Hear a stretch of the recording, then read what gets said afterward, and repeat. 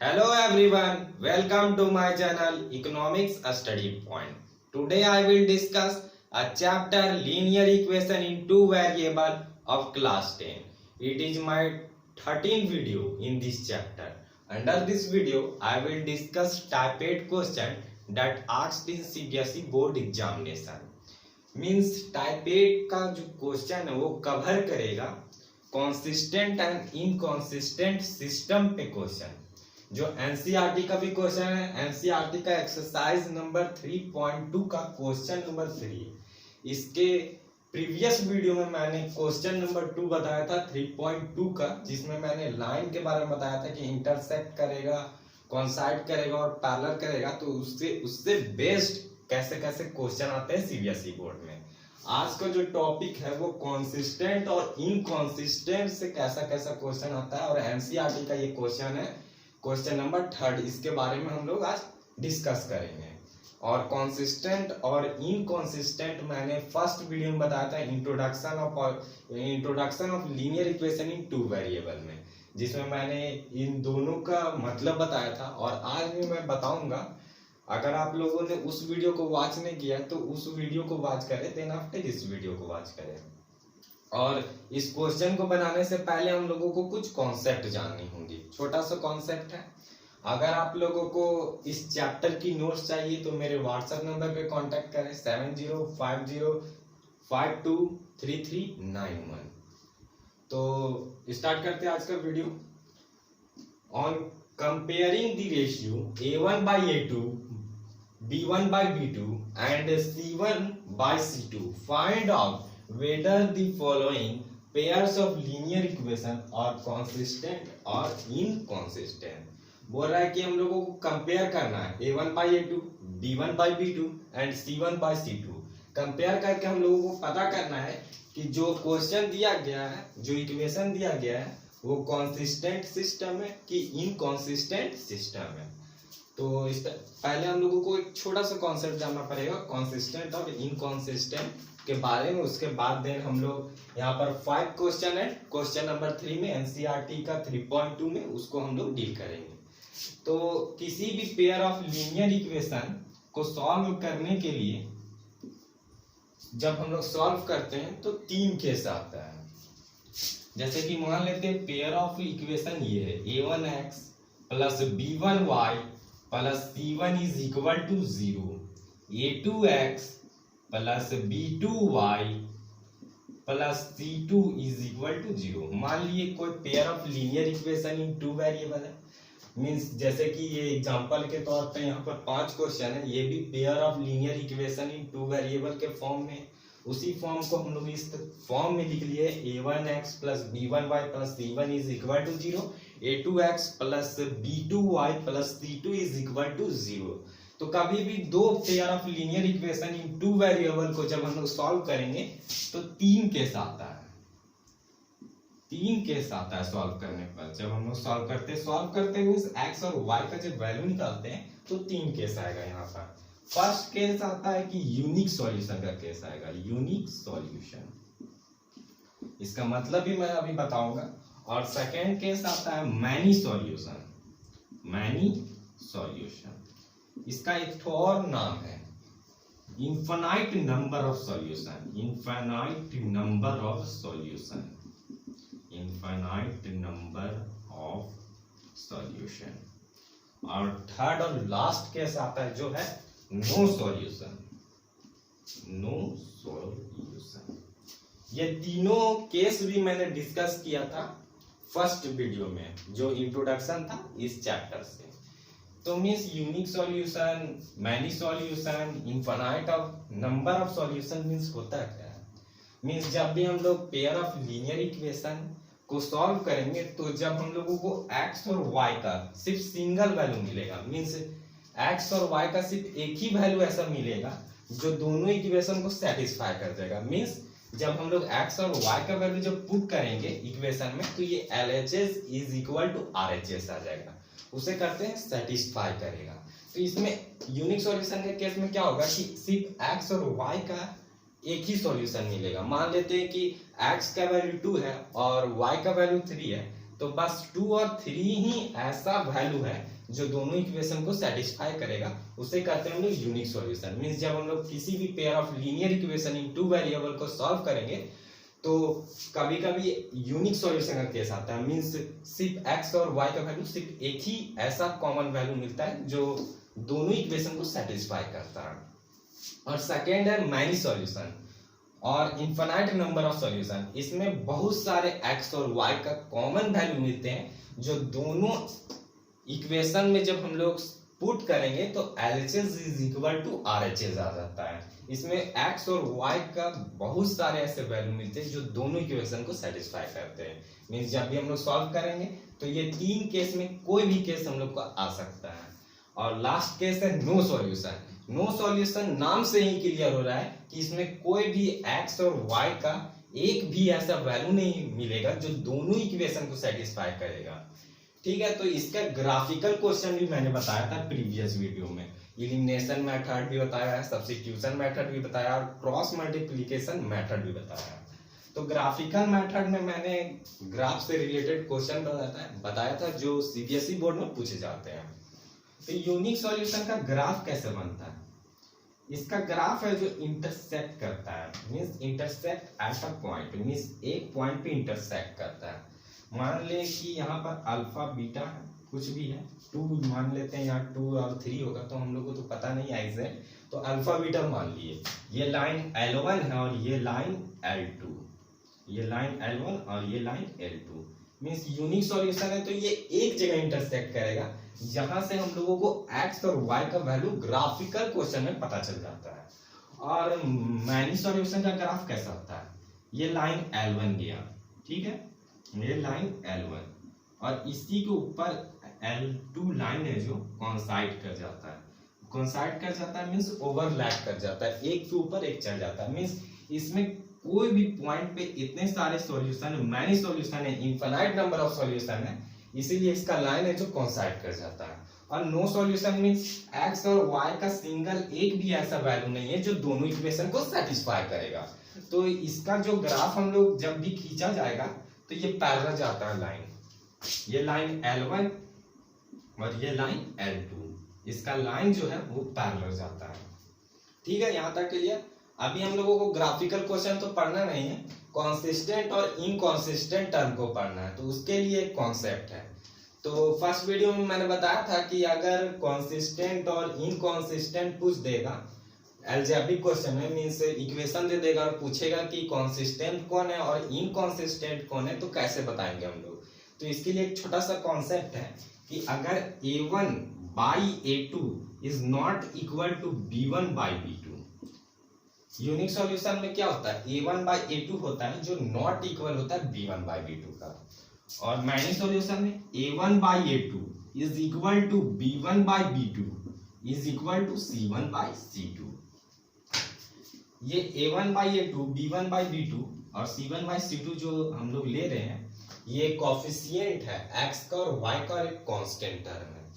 C1 by C2 जो है constant term है और A और B है x और y का कोफिशिएंट है। इससे हम लोगों को पता चल जाता है कि कौन सा केस का ये इक्वेशन दिए गए। जैसे इसका A1 by A2 निकालेंगे, B1 by B2 निकालेंगे और C1 by C2 निकालेंगे, तो देखेंगे कि अगर A1 by A2 not equal आया B1 by B2 तो हम लोग समझ जाएंगे यूनिक सॉल्यूशन का केस है।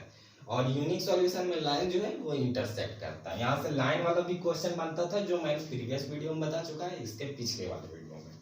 और लास्ट जो केस है उसमें क्या होता है, A1 by A2 is equal to B1 by B2 but not equal to C1 by C2। Means इसमें क्या होगा कि A1 by A2 इक्वल होगा B1 by B2 के, पर इक्वल नहीं होगा C1 by C2 के। तो कॉन्सिस्टेंट कौन कौन कॉन्सिस्टेंट है, कौन इनकॉन्सिस्टेंट है, उसे हम लोग देख लेते हैं। यूनिक सॉल्यूशन है जो कॉन्सिस्टेंट सिस्टम है, कॉन्सिस्टेंट। और कॉन्सिस्टेंट और इनकॉन्सिस्टेंट का मीनिंग भी अभी हम बताएंगे। मैनी सॉल्यूशन भी कॉन्सिस्टेंट सिस्टम है, कॉन्सिस्टेंट। और नो सॉल्यूशन है जो इनकॉन्सिस्टेंट है, इनकॉन्सिस्टेंट।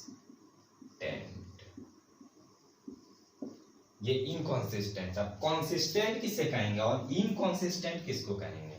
मीन्स एक्स और वाई का एक भी वैल्यू है जो दोनों इक्वेशन को सेटिस्फाई करता है, मीन्स सॉल्यूशन अगर यूनिक सॉल्यूशन है और मैनी सॉल्यूशन है तो वो सिस्टम होता है कॉन्सिस्टेंट। कॉन्सिस्टेंट मतलब मीन्स एक्स और वाई का एक भी वैल्यू होना चाहिए जो दोनों इक्वेशन को सेटिस्फाई करेगा। और ये जो नो सॉल्यूशन का टर्म है इसमें एक्स और वाई का एक भी सिंगल वैल्यू नहीं होता है जो दोनों इक्वेशन को सेटिस्फाई करता है, इसीलिए ये इनकॉन्सिस्टेंट सिस्टम है। और यहाँ तो मैनी सॉल्यूशन बहुत सारे एक्स और वाई के ऐसे वैल्यू मिलेंगे जो दोनों इक्वेशन को सेटिस्फाई कर जाएंगे, तो ये मैनी सॉल्यूशन का केस है तो इसलिए इसे कॉन्सिस्टेंट। और इसमें यूनिक सॉल्यूशन में सिर्फ एक ही वैल्यू मिलता है तो इसीलिए ये भी कॉन्सिस्टेंट है, क्योंकि एक भी वैल्यू मिल रहा है तो उसे कॉन्सिस्टेंट सिस्टम कहेंगे, कॉन्सिस्टेंट सिस्टम कहेंगे। और एक भी वैल्यू जब एक्स और वाई का सेटिस्फाई नहीं करे तो उसे इनकॉन्सिस्टेंट सिस्टम कहेंगे। तो यहाँ पर हम लोग एक छोटा सा कॉन्सेप्ट लिख लेते हैं ताकि हम जब क्वेश्चन बनाए तो वहां से आसानी से हम लोग को समझ में आ जाए। तो यूनिक सॉल्यूशन, यूनिक सॉल्यूशन में क्या होता है, a1 by a2 is not equal to b1 by b2, ये कॉन्सिस्टेंट सिस्टम है, ठीक है। अब मैनी सॉल्यूशन में क्या होता है, मैनी सॉल्यूशन में a1 by a2 is equal to b1 by b2 is equal to c1 by c2, ये भी कॉन्सिस्टेंट सिस्टम है, ठीक है। और लास्ट है नो सॉल्यूशन। नो सॉल्यूशन में क्या होता है, a1 by a2 is equal to b1 by b2 is not equal to c1 by c2, और ये कैसा सिस्टम होता है, इनकॉन्सिस्टेंट सिस्टम होता है, इनकॉन्सिस्टेंट सिस्टम होता है। अब इसी का हम लोग यूज करके ये 5 क्वेश्चन है एनसीईआरटी का 3.2 का 3 क्वेश्चन, उसी को हम लोग सॉल्व कर लेंगे। इनकॉन्सिस्टेंट ऑन कॉन्सिस्टेंट सिस्टम से ये क्वेश्चन पूछा जाता है सीबीएसई बोर्ड में।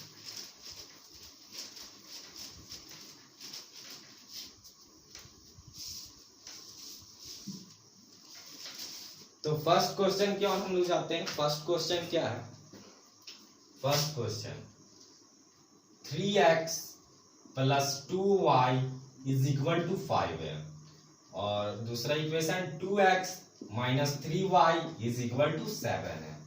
तो जब भी हम लोग कोई भी linear equation in two variable का कॉन्सिस्टेंट और इनकॉन्सिस्टेंट के क्वेश्चन को जब सॉल्व करेंगे तो राइट साइड में जो है वो जीरो आना चाहिए, मतलब जितने भी टर्म है उसे हम लोग लेफ्ट साइड में कर लेंगे। तो इसे हम लोग कर लेते हैं लेफ्ट साइड में, 3x प्लस 2y माइनस 5 हो जाएगा और इज इक्वल टू 0, ठीक है। यहाँ तक के लिए इसे भी हम लोग लेफ्ट साइड कर लेंगे, 2x minus 3y minus 7 is equal to 0। अब a1 क्या है, a2 क्या है, a1 a2, पहले a1 निकाल लेते हैं, फिर b1 निकाल लेते हैं, फिर c1 निकाल लेते हैं, उसके बाद a2, उसके बाद b2 और उसके बाद c2। तो a1 यहाँ क्या है 3, a1 निकल गया, b1 क्या है 2 और c1 क्या है माइनस 5। यहाँ तक के लिए a2 क्या है यहाँ पर 2, b2 माइनस 3 और c2 माइनस 7। यहाँ पर साइन को भी लेना है, तो अब हम लोग क्या करेंगे, a1 by a2 निकाल लेते हैं, a1 by a2, a1 by a2, तो a1 by a2 क्या है 3, a1 क्या है 3, a2 क्या है 2, मीन्स a1 by a2 क्या निकल गया 3 by 2, b1 by b2, b1 by b2, b1 by b2 क्या है 2 by माइनस 3, तो माइनस ऊपर चल जाएगा तो ये हो जाएगा minus 2 by 3, means b1 by b2 क्या निकल गया माइनस 2 by 3। अब लास्ट केस है जो c1 by c2 निकाल लेंगे हम लोग, c1 by c2, तो c1 क्या है माइनस 5 और c2 क्या है माइनस 7। यहाँ पर से माइनस माइनस कैंसिल हो जाएगा तो c1 by c2 क्या आ गया 5 by 7। तो यहाँ पर हम लोगों को दिख रहा होगा कि a1 by a2 3 by 2 आया है और b1 by b2 minus 2 by 3 और c1 by c2 5 by 7। यहाँ पर दिख रहा होगा कि a1 by a2 है जो नॉट इक्वल है b1 by b2 के, a1 by a2 is not equal to b1 by b2, a1 by a2 is not equal to b1 by b2। तो ये नहीं है, तो ये कौन सा केस हो गया यूनिक सॉल्यूशन, और यूनिक सॉल्यूशन में क्या होता है सिस्टम कॉन्सिस्टेंट। तो ये ये कौन सा केस हो गया, consistent.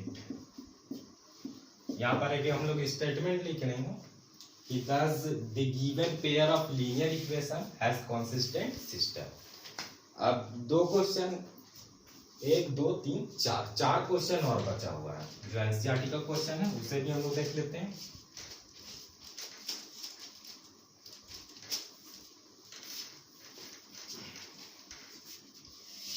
Second question, 2x minus 3y is equal to 8 और 4x minus 6y is equal to 9। अब जितने वाले भी टर्म है उसे लेफ्ट साइड में करेंगे और राइट साइड 0 लाना है। तो 2x minus 3y और ये 8 इधर जाके तो -8 इज इक्वल टू 0 और ये 4x minus 6y और यहाँ पर -9 is equal to 0। a1 b1 c1 और यहाँ पर a2 b2 और यहाँ c2। तो a1 क्या है 2, b1 क्या है -3, c1 क्या है -8, a2 क्या है 4, b2 क्या है -6 और c2 क्या है -9। अब a1 बाई a2 पहले हम निकाल लेते हैं। a1 बाई a2, तो a1 क्या है 2, a2 क्या है 4, तो 2 1 जा 2, 2 2 जा 4 means a1 by a2 is equal to 1/2। अब b1 by b2, b1 by b2, b1 क्या है -3 और b2 क्या है -6, तो यहाँ से माइनस माइनस पहले कैंसिल हो जाएगा और 3 1 जा 3 और 3 2 जा 6 means b1 by b2 1/2, a1 by a2 1/2। यहाँ तक क्लियर। अब c1 by c2, c1 by c2 means -8 divided by -9, यहाँ से minus minus cancel means c1 by c2 is equal to 8/9। तो यहाँ पर हम लोग को दिख रहा होगा कि a1 बाई a2 है जो इक्वल है b1 बाई b2 पे, पर इक्वल नहीं है c1 बाई c2 के।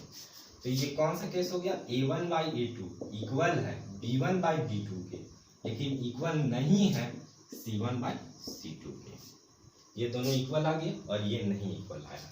ये कौन सा केस था, ये नो सॉल्यूशन का केस। और नो सॉल्यूशन का केस में क्या क्या होता है, इनकॉन्सिस्टेंट सिस्टम होता है, इनकॉन्सिस्टेंट। अब हम लोग थर्ड क्वेश्चन की ओर जाएंगे। सेकेंड क्वेश्चन भी यहां से सॉल्व हो चुका है।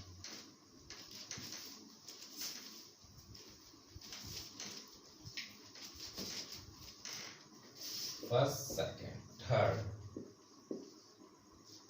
3/2x plus 5/3y is equal to 7 और यहाँ पर 9x minus 10y is equal to 14। ये थर्ड क्वेश्चन है। तो इसे भी हम लोग पहले जितने वाले भी टर्म उसे लेफ्ट साइड लेंगे और राइट साइड 0। तो 3/2x plus 5/3y minus 7 is equal to 0। First equation तैयार हो गया। Second equation 9x minus 10y minus 14 is equal to 0। अब हम लोग a1 को लिख लेते हैं, b1 को लिख लेते हैं, c1 को लिख लेते हैं और इधर a2 b2 c2। a1 क्या है, a1 ये x का कोफिशिएंट 3/2, b1 क्या है 5/3 और c1 क्या है कांस्टेंट टर्म -7। अब a2 क्या है 9, b2 क्या है -10 और c2 क्या है -14। ठीक है। अब हम लोग क्या करेंगे कि a1 बाई a2 को निकाल के देखते हैं। a1 बाई a2, a1 क्या है 3/2 डिवाइडेड बाई a2 क्या है 9 के 9 न्यूमरेटर में है और नीचे कुछ नहीं है तो डिनोमिनेटर में 1 है। तो इसे हम लोग क्या लिख सकते हैं 3/2 है और ये जब ऊपर जाएगा तो पलट जाएगा मीन्स 1/9 आ जाएगा और 3 3 जा 9 मीन्स 2 3 जा 6 मीन्स 1/6 आ जा रहा है। अब b1/b2 निकाल लेते हैं, ठीक है। b1/b2 ये क्या है 5/3 डिवाइडेड बाई -10, कुछ नहीं है डिनोमिनेटर में मीन्स 1 है, तो इसे भी जब हम लोग पलटेंगे तो 5/3 इंटू 1/-10, ठीक है।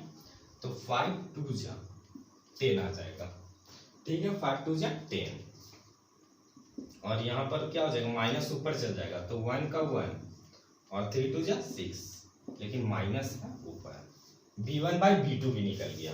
अब लास्ट है c1/c2, तो c1/c2 भी हम निकाल देते हैं। c1/c2 is equal to c1 क्या है -7 और c2 क्या है -14। यहाँ से माइनस माइनस कैंसिल और 7 1 जा 7 और 7 2 जा 14 मीन्स 1/2 आ गया। यहाँ पर हम लोगों को दिख रहा होगा कि a1/a2 क्या आ गया 1/6, b1/b2 -1/6 और c1/c2 1/2। तो यहाँ से क्लियर हो रहा है कि a1/a2 जो है is not equal to b1/b2। तो ये कौन सा केस हो गया, ये यूनिक सॉल्यूशन का केस हुआ। और यूनिक सॉल्यूशन में सिस्टम क्या होता है कंसिस्टेंट।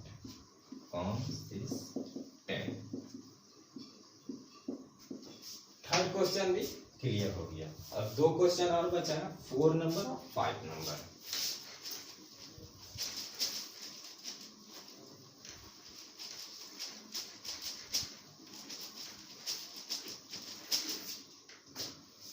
फोर्थ नंबर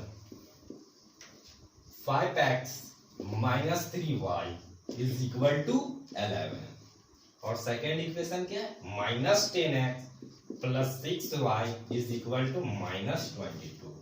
तो इसे भी हम लोग रीअरेंज कर लेते हैं। 5x - 3y और ये -11 is equal to 0। Second equation को भी हम लोग रीअरेंज कर लेते हैं। -10x + 6y और ये -22 है, इधर साइड आएगा तो +22 इज इक्वल टू 0। अब हम लोग क्या करेंगे a1 is equal to b1 is equal to c1 is equal to a2 b2 और यहाँ पर c2। तो a1 क्या है 5, b1 क्या है -3 और c1 क्या है -11। यहाँ तक के लिए a2 -10 b2 6 और c2 22।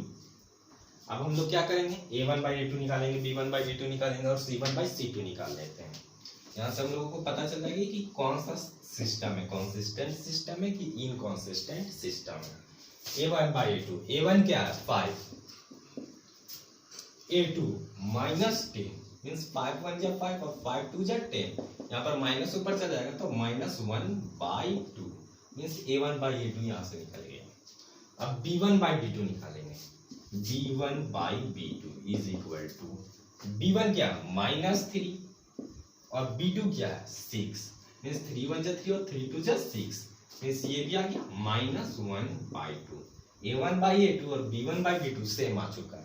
अब लास्ट है c1/c2, c1 -11 और c2 22 मीन्स 11 1 जा 11 और 11 2 जा 22। तो मीन्स यहाँ पर भी क्या आ गया -1/2। तो c1/c2 भी आ गया -1/2। तो यहाँ से हम लोगों को दिख रहा होगा कि a1/a2 है is equal to b1/b2 is equal to c1/c2। तो ये कौन सा केस था मैनी सॉल्यूशन का केस। और इसका एक और नाम है infinite number of case, infinite number of solution. तो इसमें क्या कैसा होता है सिस्टम कंसिस्टेंट। और कंसिस्टेंट क्यों होता है क्योंकि इसमें बहुत सारे x और y के वैल्यू है जो इक्वेशन में पुट करने पर सेटिस्फाई कर जाते हैं। और नो सॉल्यूशन को इनकंसिस्टेंट इसीलिए कहते हैं क्योंकि उसमें x और y का कोई भी ऐसा कॉमन वैल्यू नहीं है जो दोनों इक्वेशन को सेटिस्फाई कर जाए। अब लास्ट क्वेश्चन है एनसीईआरटी का 3.2 का क्वेश्चन नंबर 3, उसे भी हम लोग देख लेते हैं। क्वेश्चन नंबर 5 क्या है 4/3x plus 2y is equal to 8, और यहाँ पर 2x plus 3y is equal to 12। तो इसे भी हम लोग रीअरेंज कर लेते हैं पहले। 4/3x plus 2y minus 8 is equal to 0। यहाँ तक क्लियर। यहाँ पर 2x प्लस 3y और यहाँ पर minus 12 is equal to 0।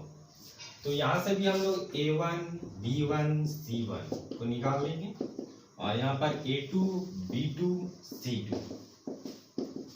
a1 क्या है 4/3, b1 क्या है 2, c1 क्या है -8, a2 2, b2 3 और c2 -12।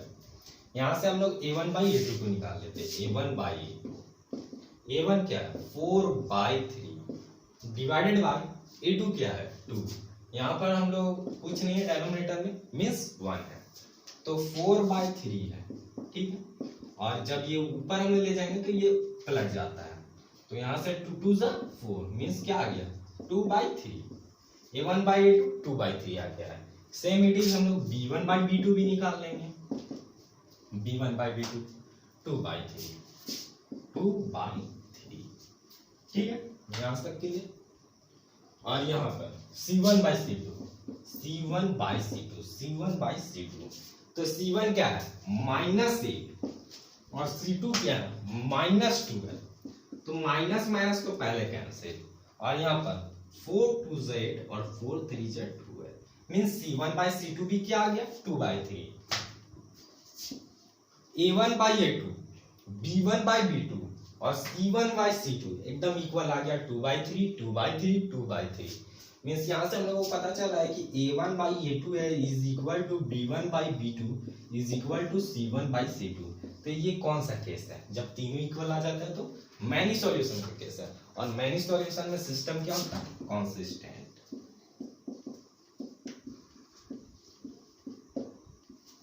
तो ये था टाइप 8 क्वेश्चन जो कॉन्सिस्टेंट और इनकॉन्सिस्टेंट सिस्टम से कवर करता है। Type 8 question. अगर आप लोगों को मेरा ये वीडियो पसंद आए तो वीडियो को लाइक करें, और चैनल में नए हैं तो चैनल को सब्सक्राइब करें। Thank you for watching my video. Tell you.